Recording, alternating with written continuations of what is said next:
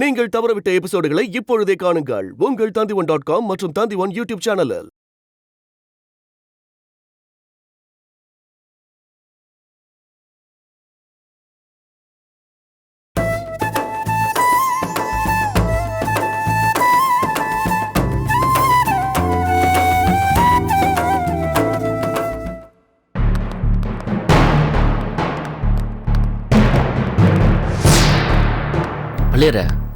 நீ என்ன பெயில் எடுத்த? இல்ல, எங்க அண்ணனுங்க எடுத்தாங்க. யாரு? ஏமாமா விட்டாளுங்களா? இது புது சொந்தம். புது சொந்தமா? உங்களுக்கும் தெரிஞ்சவங்க தான். வாங்க காட்டுறேன்.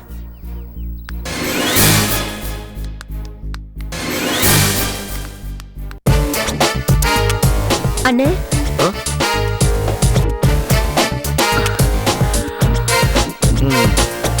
என்ன தங்கச்சி, மாப்பிள்ள என்ன சொல்றாரு? யாரு? நான் உனக்கு மாப்பிள்ளையா? ஏற்கனவே ஃப்ரெண்டுன்னு சொல்லி தோல்ல கை போட்டு தான் இங்க கொண்டாந்து உட்கார வச்சிருக்க. இப்ப மாப்பிள்ளன்னு சொல்லி என்ன பிரச்சனை உங்களுக்கு காத்திருக்க? ஏங்க, இனிமே உங்களுக்கு எந்த பிரச்சனையும் வராது. உனக்கு இவனை பத்தி தெரியாது பள்ளியார. அம்மாவோட சாவு காரணம் இவன் தான். என்ன சுந்தரம், அநியாயமா எம்எல்ஏ காரணம் சொல்ற? பின்ன நீ சொன்னதுனால தான் கடற்கரை எம்எல்ஏ பழிய போட்டேன். அவர் இப்ப உள்ள இருக்காரு.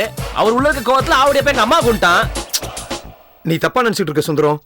உன் மாமா உன் அம்மா கொண்டதுக்கு நீ ஜெயிலுக்கு போனது காரணம் இல்ல. உன் தங்கச்சி அமுதா கல்யாணம் தான் பிரச்சனை. ஏய், எல்லா பிரச்சனையும் உன்னாலதான். இங்க பாருங்க, அவர் நடந்த எல்லா விஷயத்தையும் என்கிட்ட சொல்லிட்டாரு. உங்க மேல கேஸ் இல்லாம பண்றதுக்காக தான் அவர் இப்படி எல்லாம் பண்ணிருக்காரு. நீங்க தாங்க அவரை தப்பா புரிஞ்சுக்கிட்டீங்க. நீ என்ன அவனுக்கு சப்போர்ட்டா? உன்னையே உள்ளத்துக்கு கொண்டு உட்கார வச்சிருந்தேன். அவனை போய் நல்லவன் சொல்ற? இங்க பாருங்க, காலம் தான் நல்லவன் யாரு கெட்டவன் யாருன்னு நமக்கு அடையாளம் காட்டும். உங்களை பெயில் எடுக்கிறதுக்காக யாரும் மெனக்கடலையே நான் கவலைப்பட்டு இருந்தப்ப இவர்தான் பெயில் கிடைக்க ஏற்பாடு பண்ணாரு. இவராலதான் இப்ப நீங்க வெளியே இருக்கீங்க. இவனுக்கு என்ன பண்ணாலும் காரணத்தோட தான் பண்ணுவாங்க பள்ளியார. இவனுங்கிட்ட நான் ஏமாந்து பார்த்தா நீ ஏமாந்துட்டியா? இவனாலதான் பெயில் கிடைச்சு தெரிஞ்சிருந்தா நான் வெளியே வந்துக்க மாட்டேன். இங்க பார் சுந்தரம், உன் மேல தனிப்பட்ட முறையில எனக்கு எந்தவித கோபமும் இல்ல, மனஸ்தாபமும் இல்ல. கடற்கரையான பழிவாங்கிறது மட்டும்தான் என்னோட எண்ணம். அதுக்காக தான் நான் உன்னை யூஸ் பண்ணிக்கிட்டேன். இந்த பார், நீ எந்த விளக்கமே சொல்லாத. ஒரு தடவை டீல் பேசுறேன்னு சொல்லி என்ன ரொம்ப ஃபீல் பண்ண வச்சுட்ட. உன் சங்கத்தமே எனக்கு வேண்டாம். பாப்பலையா போலாம். எனக்கு ஒரே நிமிஷம், நான் அவர்கிட்ட பேசிட்டு வரேன்.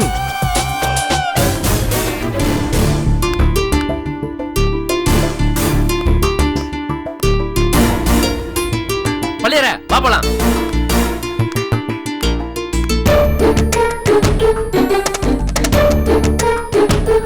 இப்ப எதுக்கு அவர்கிட்ட இவ்வளவு வெறுப்பா பேசுறீங்க? நான் மூஞ்சிலே முடிக்கூட நினைச்சிட்டு இருக்கேன். நீ அவன் தயவுல என்ன வெளில கொண்டு வர. ஏதாவது என்ன கேட்டு பண்ணிருக்கலாம்ல. நீங்க தப்பு பண்றப்ப என்ன கேட்டுக்கிட்டா பண்ணீங்க? அன்னைக்கு ஏதோ ஒரு சூழ்நிலை பண்ணி தொலைச்சிட்டேன். இது கூட சூழ்நிலை தான். என்ன சூழ்நிலை? இவன் யார் என்ன பெயில் எடுக்கிறதுக்கு? என்ன பெயில் எடுக்கிறது என் குடும்பம் இருக்கு. ஆமா, உங்க குடும்பத்தை நீங்க தான் மெச்சிக்கணும். நீங்க உள்ள வந்து எவ்வளவு நாள் ஆச்சு? உங்க வீட்ல இருந்து யாராவது ஒருத்தர் உங்களை வெளியே கொண்டு வர முயற்சி பண்ணாங்களா? கேஸ் ஸ்ட்ராங்கா இருக்கப்ப அவங்க என்ன பண்ண முடியும்? அது சரி, உங்களை இந்த கேஸ்ல அக்யூஸ் நம்பர் 2 தான் வச்சிருக்காங்க. உங்க மாமாவை அக்யூஸ் நம்பர் 1 வச்சிருந்தாங்க. அவரே பெயில்ல வெளியே வந்துட்டாரு. ஆனா நீங்க இன்னும் உள்ள இருந்தா என்ன அர்த்தம்? உங்களுக்காக உங்க குடும்பத்துல யாரும் மெனக்கெடல தானே அர்த்தம். நமக்கு வேண்டியவங்க உதவி பண்ணாதப்போ நமக்கு யாரு உதவி பண்றாங்களோ அவங்க தானே வேண்டியவங்களா இருக்கணும். உங்களுக்காக 5 லட்சம் ரூபாய் ஷூரிட்டி கொடுத்து அவர் தானே உங்களை வெளியே கொண்டு வந்திருக்காரு.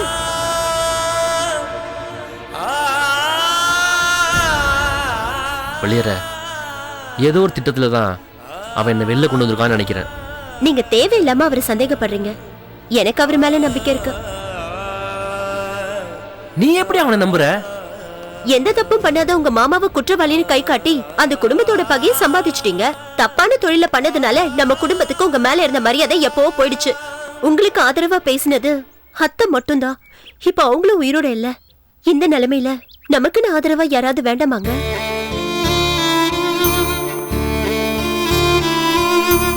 அதுக்காக இங்க பாருங்க, உங்க மேல போலீஸ் கேஸ் இருக்கு. அவருக்கு போலீஸ்ல செல்வாக்கு இருக்கு. அவரை அனுசரிச்சு நடந்தா நமக்கு ஆதாயம் தானே. என்ன சொல்ற பள்ளியற? இவனும் நமக்கு எதிரி தானே? இவரே நமக்கு எதிரிதான். ஆனா உங்க குடும்பத்துல இருக்கிறவங்க துரோகிங்க. துரோகிங்களை நம்புறதை விட எதிரிகளை நம்பலாம். இங்க பாருங்க, நீங்க அவசரப்பட்டு முடிவெடுப்பீங்க. ஆனா நான் ஆற அமர யோசிச்சுதான் முடிவெடுப்பேன். நீங்க எடுத்த முடிவு தப்பா இருக்கலாம். ஆனா நான் எடுத்த முடிவு தப்பாகாது. இப்ப என்ன செய்ய சொல்ற? இங்க பாருங்க, நம்ம குடும்பத்துல நம்மள யாரும் மதிக்க போறதில்லன்னு தெரிஞ்சதுக்கு அப்புறம் நம்மள மதிக்கிற மாதிரி நாம தான் 4 பேர்கிட்ட பழகிக்கணும். அவரே தேடி வந்து உதவி செய்யறேன்னு சொல்றப்ப நாம எங்க வேண்டான்னு சொல்லணும்? ரொம்ப யோசிக்காதீங்க. உங்களை கேஸ்ல இருந்து வெளியே கொண்டு வரேன்னு உறுதியா சொல்றாரு. அவரை நம்ம அலட்சியப்படுத்த வேண்டாம்.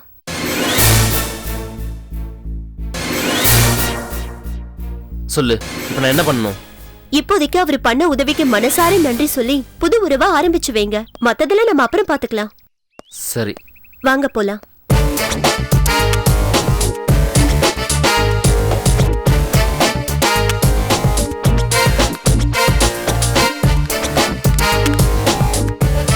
என்ன மாப்பிள்ள, மனசு மாறிச்சா? என்ன புரிஞ்சுக்கிட்டீங்களா? இப்போ புரிஞ்சுக்கிட்டேன்.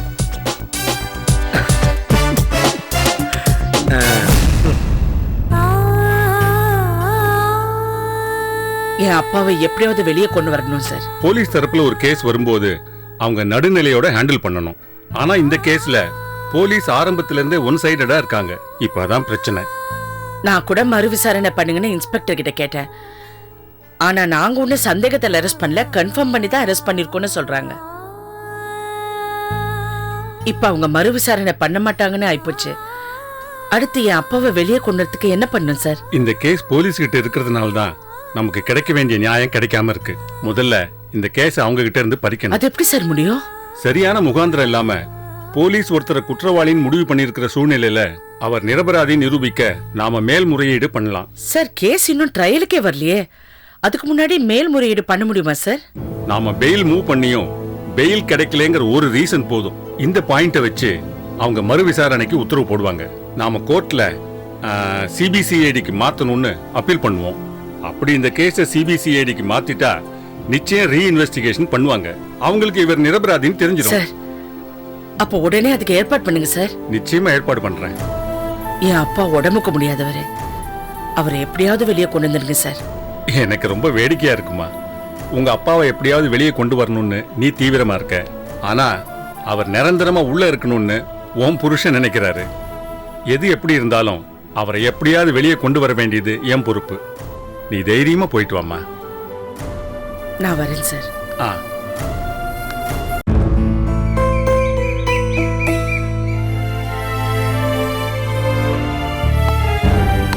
இன்னைக்கு யார் சமைச்சது ஹோட்டல் சாப்பாடு மாதிரி இருக்கு?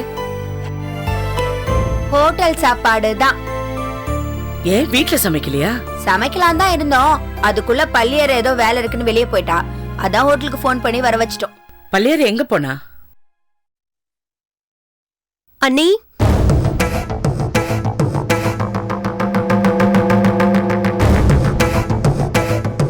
சுந்தரம்,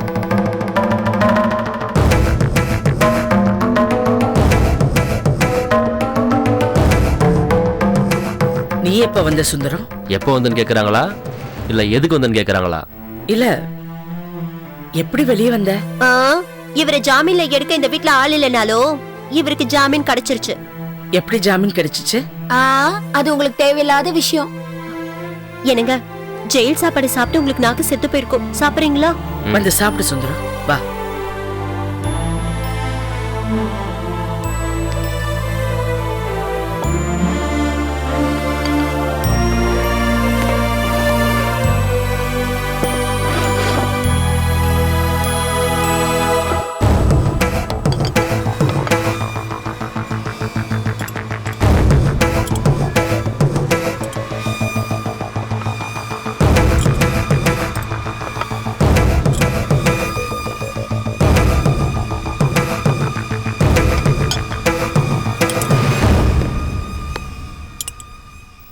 சாப்பிடுங்க.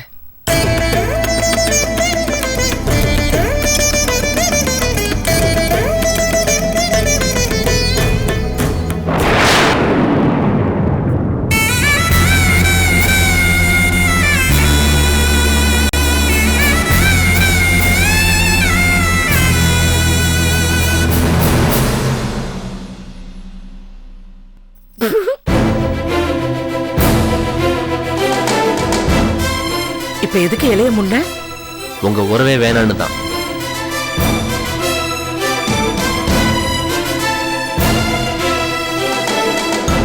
நான் பரிமாறி நீ சாப்பிட மாட்டியா? எனக்கு பரிமாற நீங்க யாருங்க?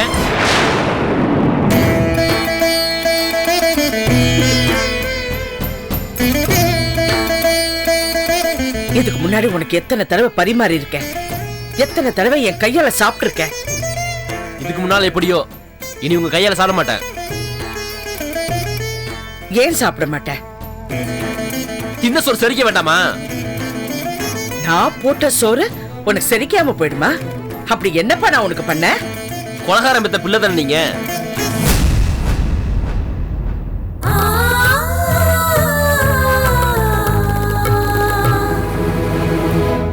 மகன் ஜெயிலுக்கு போன கோவத்துல உங்க அப்பா எங்க அம்மா கொண்டாரு.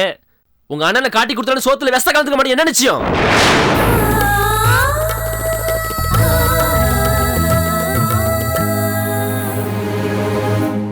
அக்கா பசிக்குது எனக்கு.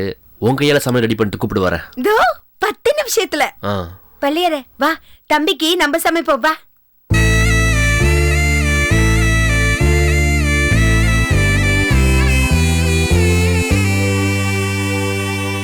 பாத்தீங்களா, சாப்பாட்டுல நான் விஷம் வச்சிருக்கேன்னு என்ன சந்தேகப்படுறான். அவன் பயம் நியாயம் தானே. கொலை செய்ய அஞ்சாத குடும்பத்துல பிறந்தவதானே நீ. உன் அப்பம் புத்தி தானே உனக்கும் வரும்.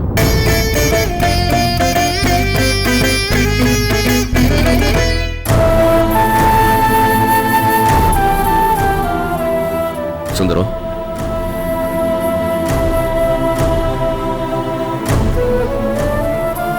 சுந்தரம்,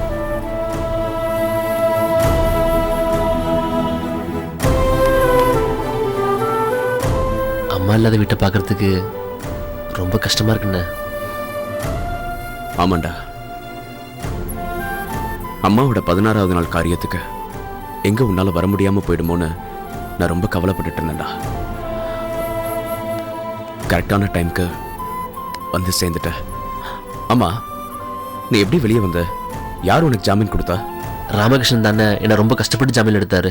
ஏய், அவனா? அவனை நம்பி எதுக்குடா வெளியே வந்த? நம்ம குடும்பத்துல நடக்கிற எல்லா பிரச்சனைக்கும் ஒரு வகையில் அவன் தான்டா காரணம். அவர் ரொம்ப நல்லவர் தானே. கடற்கரையா மேல இருக்க கோவத்துல தான் அவர் இப்படி எல்லாம் பண்ணிட்டாரு. நம்ம குடும்பத்து மேல தனிப்பட்ட முறையில் அவருக்கு எந்த விருப்பம் கிடையாதுண்ணே. அம்மா இருந்தது கேள்விப்பட்டு ரொம்ப வருத்தப்பட்டாருண்ணே. எனக்கும் கடற்கரையாக்கு நடந்த பிரச்சனை இல்ல, அநியாயமா உங்க வீட்டை ஒரு இழப்பாயிடுச்சுன்னு ரொம்ப வருத்தப்பட்டாருண்ணே. ராமகிருஷ்ணனா? எனக்கு ஒண்ணுமே புரியலடா. என்னடா சொல்ற? எனக்காக 5 லட்சம் ரூபாய் ஷூரிட்டி கொடுத்துருக்காருண்ணே. உங்க அம்மாவை என்னால திருப்பி தர முடியாது, ஆனா உன்னை என்னால உங்க குடும்பத்தை திருப்பி தர முடிஞ்சதுன்னு உன் மேல இருக்க கேஸ் எல்லாத்தையும் இல்லாம பண்ணிடுறேன்னு சொல்லி என்னை வெளில அனுப்பிச்சு வச்சாருண்ணே. உங்ககிட்ட சண்டை போடுறது கூட சாரி கேட்க சொன்னாருண்ணே. ராமகிருஷ்ணன் ரொம்ப நல்லவர்ண்ணே.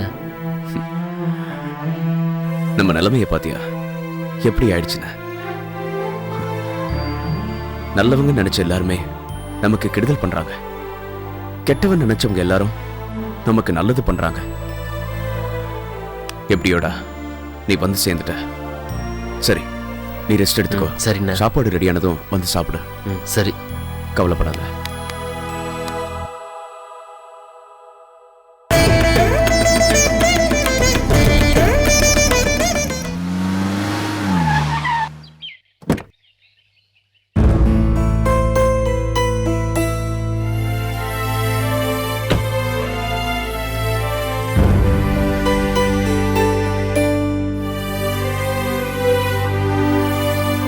வாங்க மாமா, உட்காருங்க.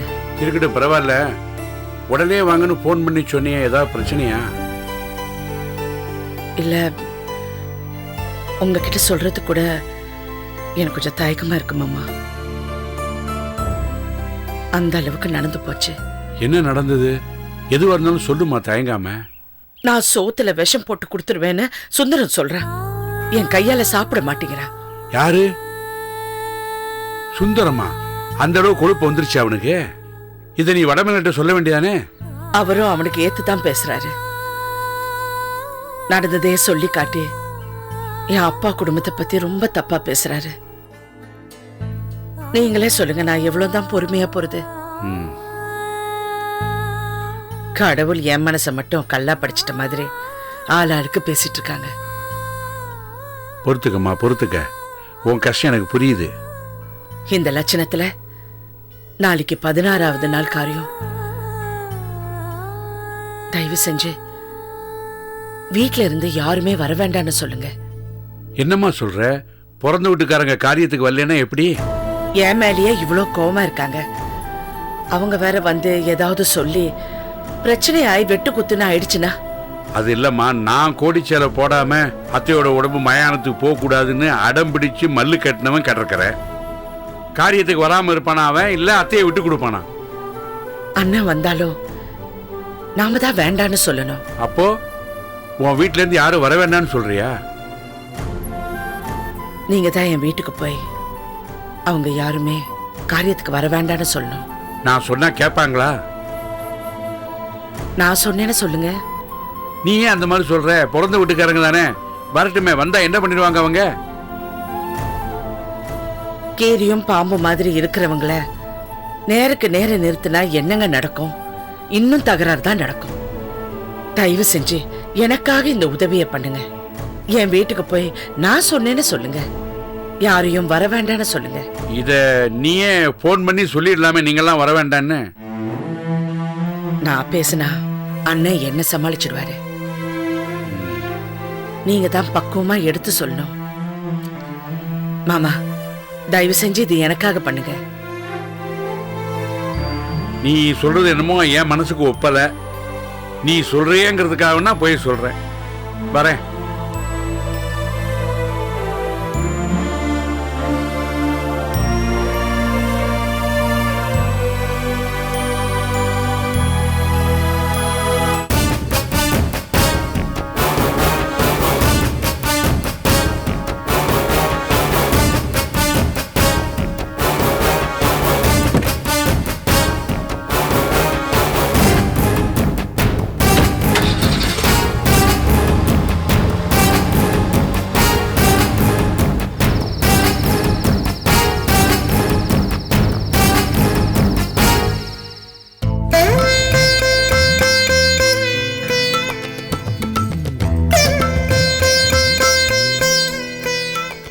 நாளைக்கு உருவம் கட்டுற சடங்குக்கு என்னெல்லாம் ஏற்பாடு பண்ணணும்னு சொன்னீங்கன்னா பண்ணிடலாம் சித்தப்பா. வடமல அத்தாச்சி நம்ம எல்லாரு மேலயும் ரொம்ப பாசமா இருந்திருக்காங்க. அதுலயும் சொந்த பந்தத்து மேல உயிரியே வச்சிருந்தது. அதனால எல்லா பயல்களும் காரியத்துக்கு வந்து சேர்ந்து போயிடுவாங்க. அவ்வளவு பேருக்கும் காலையில டிஃபன், மத்தியானம் சாப்பாடுன்னு எல்லாம் ஏற்பாடு பண்ணல. டிஃபன் நம்ம ஹோட்டல்ல இருந்து வரவழைச்சிடலாம். மத்தியான சாப்பாட்டுக்கு மட்டும் என்ன வேணும்னு நீங்களே சொல்லுங்க. அத்தாச்சி எதை எதை விரும்பி சாப்பிடுதோ அதை அத்தனையும் ஒண்ணு விடாம படைக்கிற படையில் எழுதி இருக்கணும். அப்படிதே எங்க அம்மா அசைவம் தான் அதிகமா விரும்பி சாப்பிடுவாங்க. சரி, அசைவமே சமைச்சிடுவோம். சரி சித்தப்பா. அப்புறம் இந்த படையில இருக்கிறதெல்லாம் பரிமாறுற பந்தியிலையும் இருக்கணும். அதுக்கு தக்கன எல்லாத்தையும் வாங்கி எல்லாத்தையும் நிறைக்கிற மாதிரி பண்ணிடணும். புரியுதா? அதெல்லாம் எந்த குறையும் இல்லாம பண்ணிடலாம் மாமா.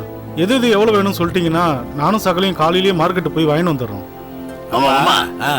பெரிய பெரிய விருந்துக்கு எஸ்டிமேஷன் போடுறதுல நீங்க கில்லாடி. உங்களை மிஞ்ச ஆளே கிடையாது.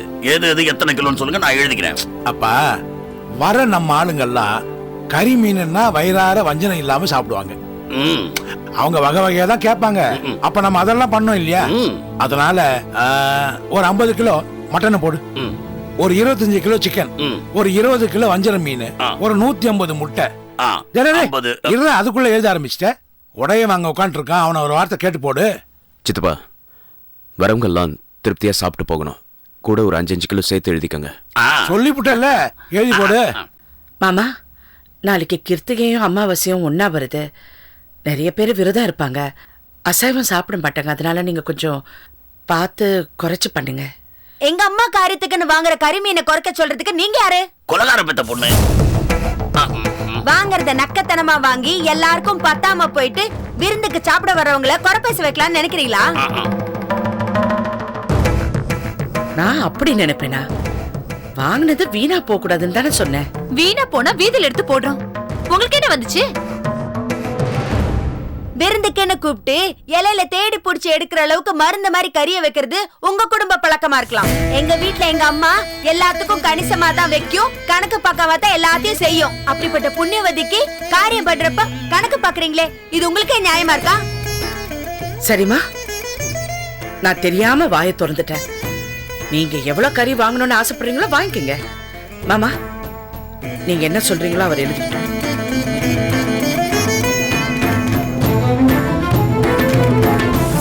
ஏப்பா உடம்புல என்ன தலையில கையை வச்சுப்புட்ட? ஒண்ணு இல்ல சித்தப்பா, தலைவலி. சரிதான், நாளைக்கு உருமா கட்டணும். இந்த நேரம் பார்த்து தலைவலி கால் வலின்னு சொல்ற. போய் உள்ள கோடால் தைலம் வச்சிருக்க, அதை தள்ள தேய்ச்சிட்டு போய். அதெல்லாம் ஒண்ணு வேணாம் சித்தப்பா, நான் இங்கே இருக்கேன், லிஸ்ட் போடுங்க. ஏப்பா இதை நான் பாத்துக்கிறேன்ப்பா, இது ஏன் வேலை, நீ போ. அப்பா கட்டத்தர எழுது. சொல்லுங்க. 50 கிலோ மட்டன் போட்டுக்கோ. சரி. 25 கிலோ வஞ்சர மீன், ஒரு 200 முட்டை போட்டுக்கோ. பத்தலன்னா எல்லாத்துலயும் 5-5 கிலோ எக்ஸ்ட்ரா போட்டுக்கோ போ. என்னடா எழுத தெரியுமா? என்னமா கிறுக்கி நிற்கிற?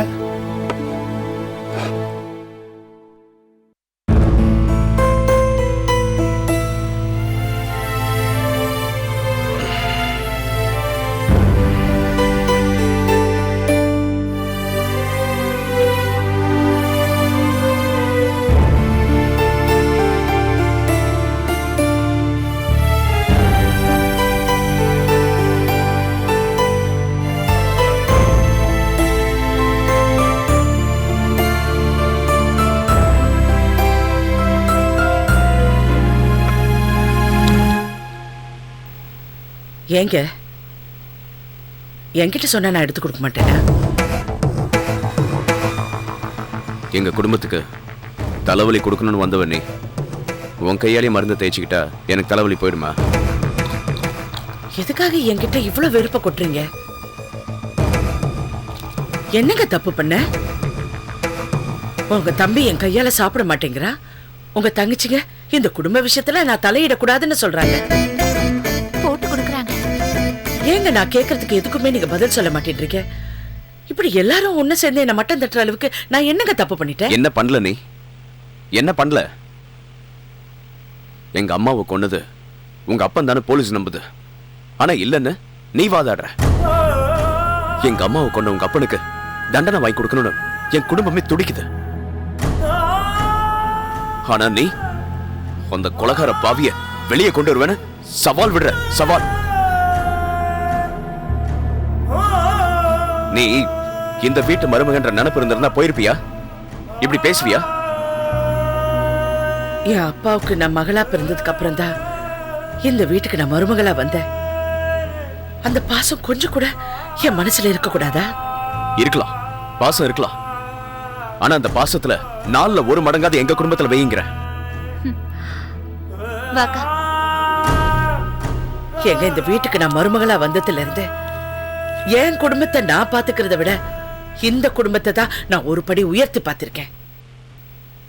அது இந்த குடும்பத்துல யாருக்கு எது தெரியலனாலும் அது உங்களுக்கு தெரியும். அப்படி தெரிஞ்சா நீங்க என்கிட்ட இப்படி பேசுறீங்க? இது பாரு, ஒருத்தர் ஒரு விஷயத்துல உண்மையா இருந்தா அத மனசுக்குள்ளே வச்சிருந்தா பத்தாது, காரியமா பண்ணி காட்டணும். சரி, இப்ப என்ன பண்ண சொல்றீங்க? நீ இனி என்ன பண்ணணும்? எங்க அம்மா போனதுக்கு அப்புறம் என்ன பண்ணணும்?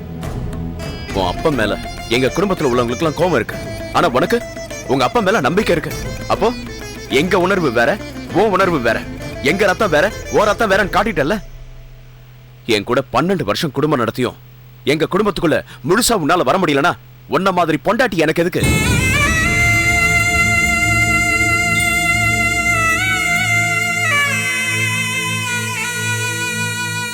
நீங்க பேசுறது வெறும் வார்த்தையா இருக்கலாம்,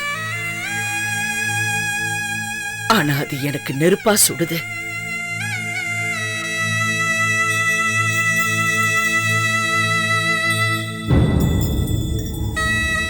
நல்லது பண்றது என் எதிரியா இருந்தாலும் நான் மனசார பாராட்டுறதுக்கு தயங்குறது இல்ல. தப்பு பண்றவங்க என் குடும்பத்துல இருந்தாலும் நான் தூக்கி எரியவும் தயங்கினதில்லை. அப்படிப்பட்ட என்ன பார்த்து உன்ன மாதிரி ஒரு பொண்டாட்டி தேவையான்னு கேக்குறீங்களா? நீங்க என்ன பார்த்து கேக்குற கேள்விக்கெல்லாம் நான் பதில் சொல்றதுக்கு முன்னாடி காலம்தான் பதில் சொல்லும். இதுக்கும் அந்த காலம்தான் பதில் சொல்லும். ஒரு பொண்ணு அழைச்சிட்டு யார்கிட்ட பார்த்தாலும் தாய்ப்பா. ஆனா அந்த அலட்சியத்தை புருஷன்கிட்ட பார்த்தா தாங்கிக்க முடியாது. நீங்க அப்படி ஒரு கஷ்டத்தை எனக்கு கொடுத்துட்டு இருக்கீங்க. இது பாரு, நீ பண்ண காரியத்துக்கு உன்னை என் பொண்டாட்டிய பார்க்க முடியல. சரிங்க, என்ன பொண்டாட்டியா பார்க்க வேண்டாம், என்ன ஒரு சக மனுஷியா பாருங்க. அம்மா இறந்த துக்கம் மட்டும் தாங்க உங்களுக்கு.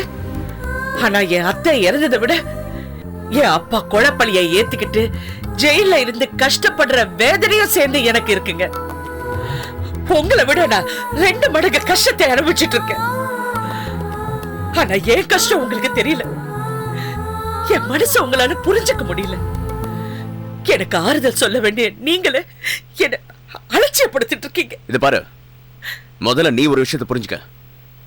எங்க குடும்பத்துல விழுந்த மாதிரியே வேற குடும்பத்துல ஒரு கொலை விழுந்திருந்தா ஒரு மனுஷன் முதல் வேலையா பொண்டாட்டிய தலைமொழிகிட்டு அவளை பிறந்த வீட்டுக்கு அனுப்பிச்சிருவான். ஆனா இது வரைக்கும் நான் அந்த காரியத்தை செய்யல. ஏன் தெரியுமா? என்னை நம்பி வந்தவங்கிற ஒரே ஒரு காரணத்துக்காக தான் உன்னை நான் இன்னும் இந்த வீட்டுல வச்சிருக்கேன். இதுக்கு மேலேயும் தயவு செஞ்சு என்கிட்ட பரிதாபத்தை எதிர்பார்க்காத.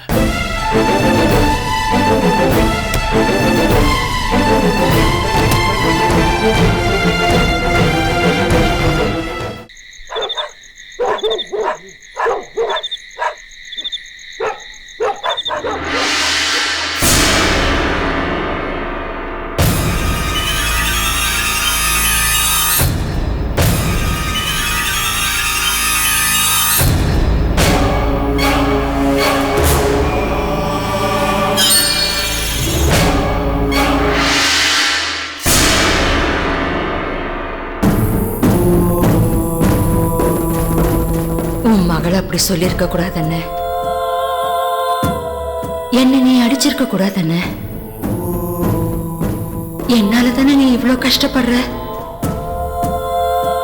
என்ன மன்னிச்சிடுன்னு.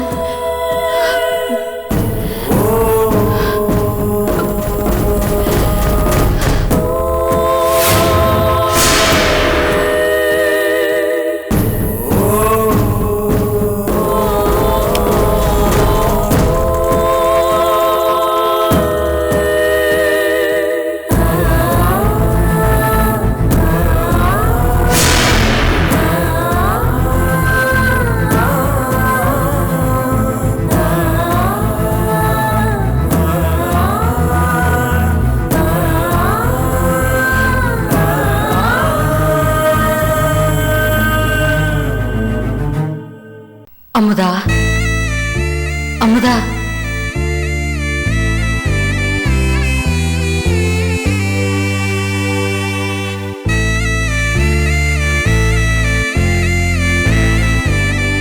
கல்யாணம் பண்ணி உன் வாழ்க்கை இப்படி சந்தோஷமே இல்லாம ஆயிடுச்சேடி.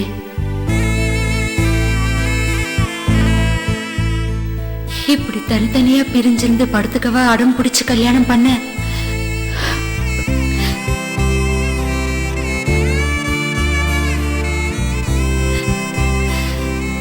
இந்த கொடுமையெல்லாம் பார்க்க கூடாதுன்னு தான் ஆண்டவனை சீக்கிரமா கூட்டிட்டு போயிட்டாமா.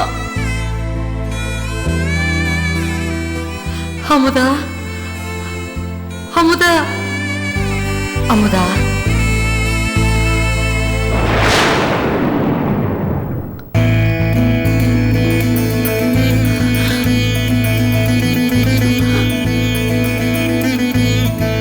அம்மா, ரொம்ப பசியா இருக்கு, ஏதாவது சாப்பிட கொடுக்குறியாமா? இதோ எடுத்துட்டு வரேம்மா. வேண்டாம் வேண்டாம், நம்ம வீட்ல எனக்காக நிறைய சமைச்சு வச்சிருக்காங்க. நான் அங்கேயே போய் சாப்பிட்டுக்கிறேன். நாளைக்கு நீ மாப்பிள்ளைய கூட்டிட்டு வரியா? கண்டிப்பா வரேம்மா. அம்மா, அம்மா.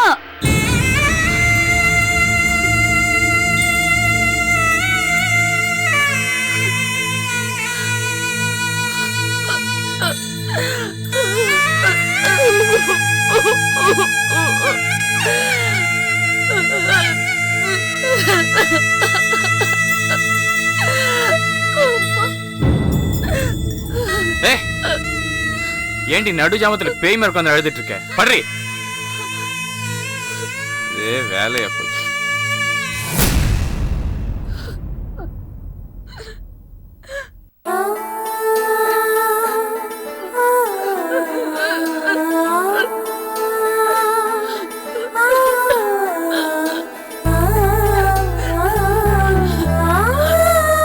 பேசாம படுன்றால.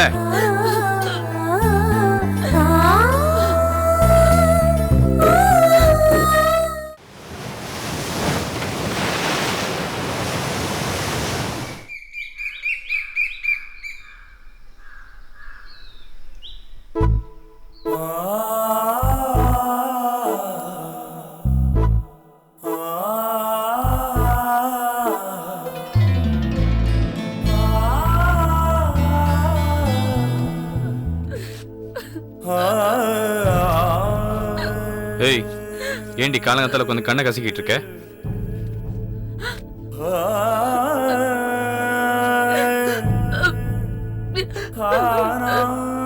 அம்மா ராத்திரி கனவுல வந்தாங்க.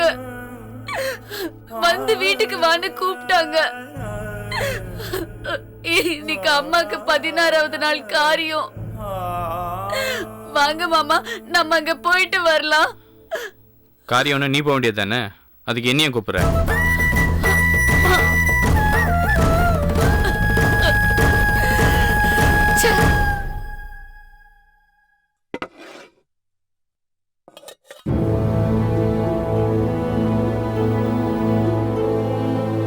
மாமா, காஃபி எடுத்துட்டு வரட்டுங்களா? இல்ல வேணாம்.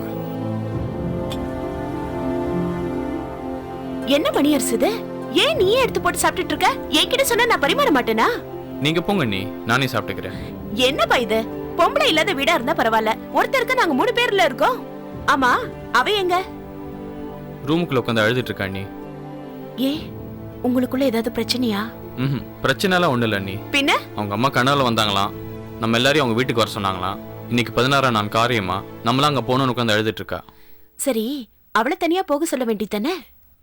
சொல்லிட்டேன், இருந்தாலும் அழுதுட்டு இருக்கா.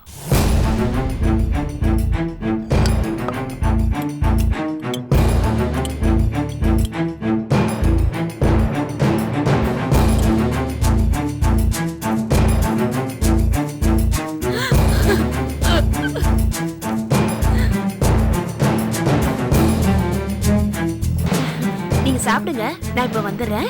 சரி அண்ணி. அக்கா, ஏமல்லி இப்படி தேல் கொட்டின மாதிரி ஓடி வர? அக்கா, நம்ம பெரியம்மாவுக்கு இன்னைக்கு 16வது நாள் காரியமா. அதுக்கு என்ன பண்ண சொல்ற வள்ளி? போய் வடமலைக்கு உரிமா கட்டி முறை செய்ய சொல்றியா? கோடி துணி போட போய் அவமானப்பட்டது பத்தாதா? ஐயோ அக்கா, நான் ஒண்ணு முறை செய்ய சொல்லல. நீங்க உங்க புருஷனை அந்த வீட்டுக்கு போக விடாம பாத்துக்கங்க போதும்.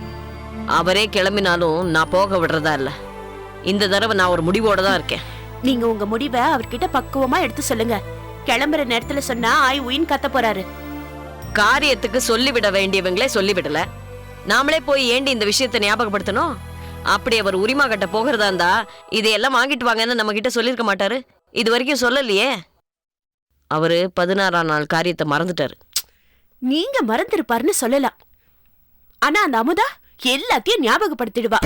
என்னடி சொல்ற? ஆமாக்கா, இன்னைக்கு காலையில எழுந்த உடனே மணி அரசு கிட்ட 16வது நாள் காரியத்துக்கு போகணும்னு சொல்லியிருக்கா. அதனாலதான் சொல்றேன், அமுதா போய் சொல்றதுக்கு முன்னாடி நீங்களா போய் சொல்லிடுங்கக்கா.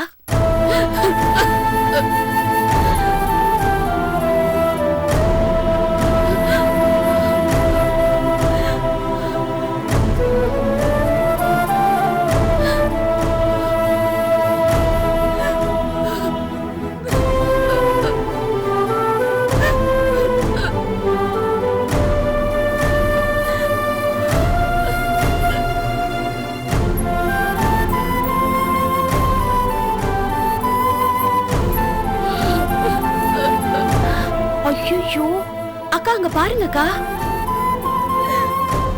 மாமா கிட்ட கண்ணை கசக்கிட்டு நிக்கிறா. போங்களே, சொல்லுங்க. வா.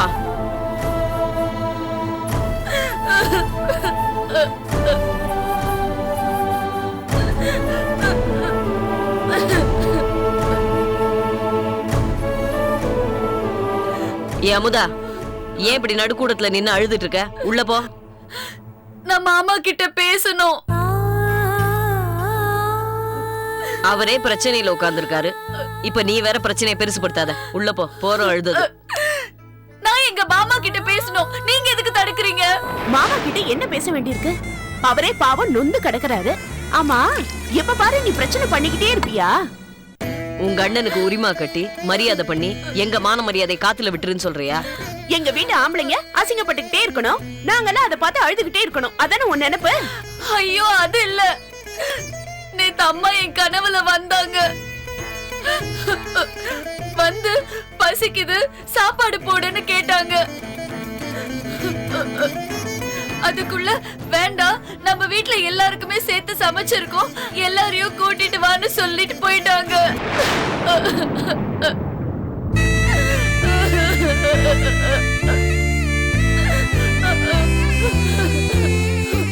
அம்மா நம்ம எல்லாரையும் 16வது நாள் காரியத்துக்கு வர சொல்றதுக்காக தான் என் கனவுல வந்திருக்காங்க. நம்ம எல்லாம் போயிட்டு வந்துடலாம்க்கா. இத பாரு, உங்க அம்மா உங்க கனவுல தானே வந்தாங்க, எங்க எல்லார் கனவுலயும் வரல இல்ல. அதனால போறதா இருந்தா நீ மட்டும் ஒரு ஆட்டோ புடிச்சிட்டு போயிட்டு வா, எங்க யாரையும் கட்டாயப்படுத்தாத. நான் இப்ப இந்த வீட்டு மருமகக்கா, மச்ச வீட்டு முறை செய்யாம நான் எப்படி அங்க போய் நிக்க முடியும்? ஏய் இங்க பாரு, எந்த முறையா இருந்தாலும் உன் புருஷனை வச்சே பண்ணிக்கோ, இந்த வீட்டு ஆம்பளைங்களை கூப்பிடாத, புரியுதா? அண்ணி, நான் அந்த வீட்டுக்கு போக மாட்டேன். வீட்டுக்கு மூத்தவர் அண்ணன், அவர் தான் எல்லா முறையும் செய்யணும், அவர் மீறி நான் எதுவுமே செய்ய மாட்டேன். பாத்தீங்களா, நீங்க எல்லாம் வரமாட்டேன்னு சொன்னதால அவரும் வரமாட்டேன்னு சொல்றாரு. தயவு செஞ்சு வாங்கக்கா. போதும்மா போதும், உங்க வீட்டு ஒவ்வொரு காரியத்துக்கும் நாங்க வந்து பட்டதெல்லாம் போதும். ஏற்கனவே மாமாவை எப்படி ஜெயில இருந்து வெளியே எடுக்கிறதுன்னு தெரியாம எல்லாரும் முழிச்சுக்கிட்டு இருக்கோம். இன்னொரு புது பிரச்சனை வந்ததுன்னா எங்களால தாங்க முடியாதுமா. ஏன் ஒவ்வொரு முறையும் எங்க வீட்டு ஆம்பளைங்களை உங்க வீட்டு ஆளுங்க முன்னாடி இளக்காரப்படுத்தணும்னு நினைக்கிறேன், எனக்கு புரியல. இல்லக்கா, எந்த பிரச்சனையும் வராம நான் பாத்துக்கிறேன். நீ என்ன பாத்துப்ப? உங்க வீட்டுக்காரங்களே தரித்திரம் தொலைஞ்சு போச்சுன்னு உன்னை இங்க கொண்டு வந்து தள்ளி விட்டுட்டு போயிட்டாங்க, இதுல நீ சொல்லி அவங்க கேட்பாங்க. நான் உங்களோட சண்டை போடலக்கா. எனக்கு மட்டும் உன் கூட சண்டை போடணும்னு ஏதாவது நேத்தி கடன் இருக்கா? ஒவ்வொரு முறையும் பிரச்சனை வருதுன்னு தெரியுதுல்ல, அப்புறம் ஏன் மறுபடியும் அங்க கூப்பிடுற? மாமா, நீங்க ஏன் மாமா எதுவுமே பேச மாட்டேங்கிறீங்க? அவர் எதுவும் பேசாத சும்மா இருக்கும் போது உனக்கு தெரியல, அவருக்கும் அங்க வரத்துக்கு பிடிக்கல. மாமா, இந்த ஒரு வாட்டிக்கு கூட வாங்க மாமா, இனிமே வாழ்நாள் முழுக்க நான் அந்த வீட்டுக்கு போகவே மாட்டேன். இப்படி அழுது ஆர்ப்பாட்டம் பண்ணி நடிச்சு எல்லார் மனசு மாத்திடலான்னு பாக்காத. ஏன்க்கா யாருமே என் மனசு புரிஞ்சுக்க மாட்டேங்கிறீங்க? உங்க வீட்டுக்காரங்க எங்களை புரிஞ்சுக்கிட்டாங்களா? மாமா உங்க அம்மாவை கொலை பண்ணிருப்பாரா? மாமா மனச புரிஞ்சுக்காம மாமா போலீஸ்ல புடிச்சு கொடுத்தீங்களே, அந்த குடும்பம் தானே உங்க குடும்பம். இப்ப எதுக்கு தேவையில்லாதெல்லாம் பேசிட்டு இருக்கீங்க? எது எது தேவையில்லாத விஷயம்? மாமா ஜெயிலுக்கு போனது உனக்கு தேவையில்லாத விஷயமா? ஐயோ, நான் அந்த அர்த்தத்துல சொல்ல வரல. வேற எந்த அர்த்தத்துல சொன்ன? நான் சொல்லட்டுமா எது தேவையில்லாததுன்னு? மணியரச தான் கல்யாணம் பண்ணுவேன்னு நீ அடம் பிடிச்சிட்டு கல்யாணம் பண்ணிட்டு வந்தல்ல, அது தேவையில்லாதது. மாலை சுத்தி பிறந்த பொண்ணு மாமாக்கு ஆகாதுன்னு பெரியவங்க எல்லாம் சொல்லியும் ஒத்த கால்ல நின்னு மணியரச கல்யாணம் பண்ணிட்டு இந்த வீட்டுக்கு மருமகளா வந்த பாரு, அது தேவையில்லாதது. அந்த ஓடுகாலி சுந்தரம் உங்க அண்ணன் எந்த தப்புமே பண்ணாத என் புருஷனை போலீஸ் கிட்ட புடிச்சு கொடுத்தான்ல, அது தேவையில்லாதது. எந்த பாவமே அறியாத மாமா மேல கொலைப்பழிய சுமத்தி அவரை ஜெயிலுக்கு அனுப்பினீங்கல்ல, அது தேவையில்லாதது. இப்போ உங்க வீட்டுக்கு எங்க எல்லாரையும் கூப்பிடுறிய பிரச்சனை பண்றதுக்கு, அது தேவையில்லாதது. ஐயோ, ஏன் நிலைமையில இருந்து கொஞ்சம் யோசிச்சு பாருங்கக்கா. எங்களுக்கு எதுக்கு உன் நிலைமை வரணும்? அக்கா, தயவு செஞ்சு மாட்டேன்னு சொல்லிடாதீங்க அக்கா. ஏன் நிலைமையில இருந்தா உங்க மனசு எவ்வளவு கஷ்டப்படும். எங்களுக்கு உன் நிலைமை வரவே வராதுமா. அக்கா, நம்ம எல்லாரும் அங்க போய் நின்னாதான் எங்க அம்மா மனசு சாந்தி அடையும். உங்க கால்ல வேணாலும் விழுறேன்க்கா. வாங்கக்கா, வாங்கக்கா.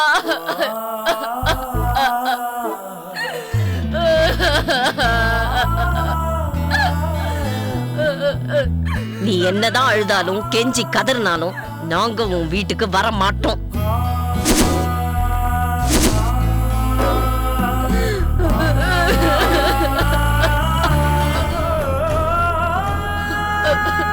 அண்ணே,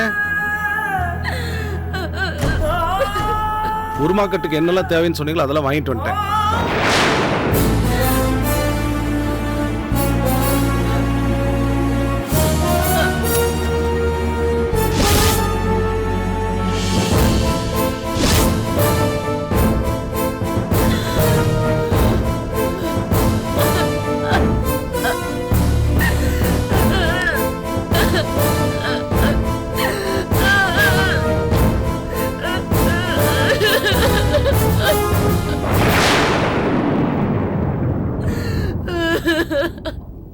என்னடா எதுவுமே பேசாம குத்துக்கல்லாட்டம் உட்கார்ந்துருக்கீங்களேன்னு நினைச்சேன். எல்லா ஏற்பாடும் செஞ்சுட்டு தான் இப்படி உட்கார்ந்துருக்கீங்களா? வேண்டாம், நீங்க எதுவும் பேச வேண்டாம். ஒரு வார்த்தை, இந்த மாதிரி நான் போகலான்னு முடிவு பண்ணிருக்கேன்னு நீங்க என்கிட்ட சொன்னீங்களா? ஏன் சொல்லல? இங்க இவ்வளவு பிரச்சனை நடந்துச்சு, அப்ப கூட சொல்லாம உட்கார்ந்துருந்தீங்களே, ஏன்?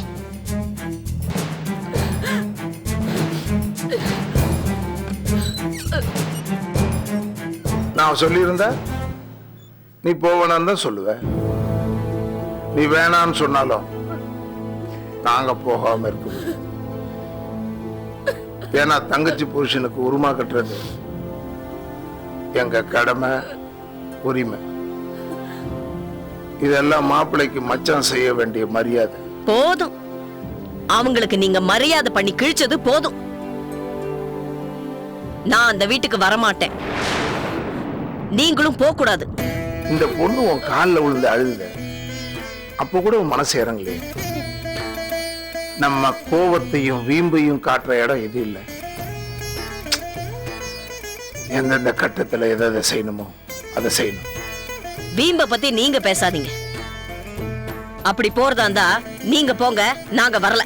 என்ன வழி? அதானே. குடும்பத்தோட போய் செய்ய வேண்டிய முறையை போய் செய்யுங்கன்னு எங்க அப்பா சொல்லியிருக்காரு. எங்க அப்பா மேல உண்மையிலேயே மரியாதை வச்சிருந்தேன்னா என் பேச்சை கேட்டுட்டு கிளம்பு.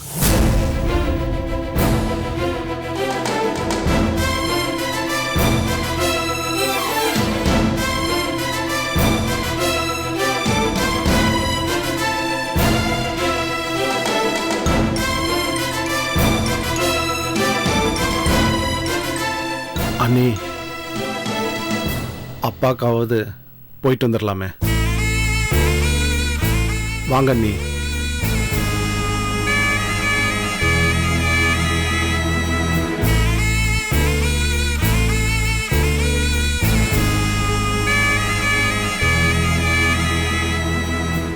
இத பாருங்க, போனோமா முறைய செஞ்சோமா வந்தோமான்னு இருக்கணும், புரியுதா?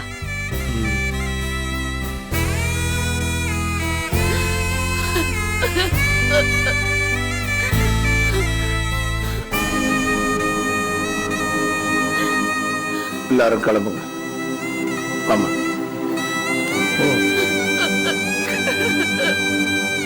வாங்கக்கா, நல்ல சேலையா கட்டிக்கிட்டு போயிட்டு வருவோம்.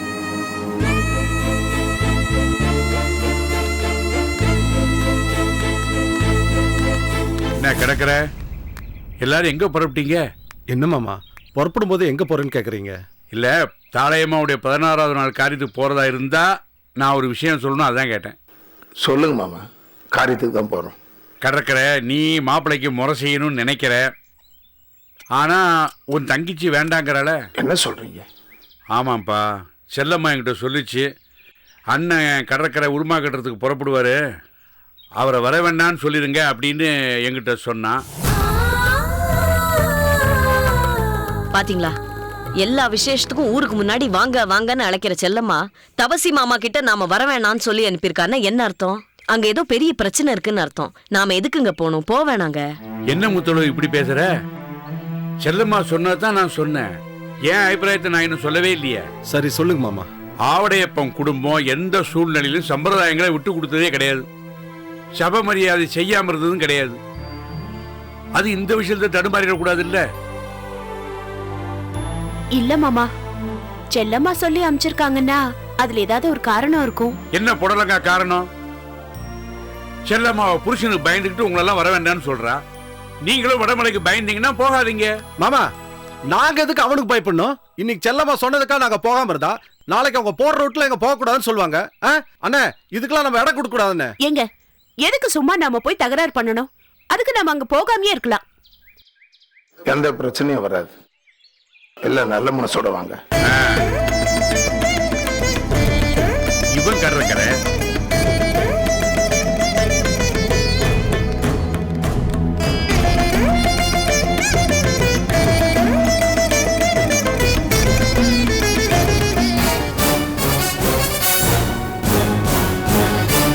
Catch us on TV, Tandivan.com, Facebook and YouTube.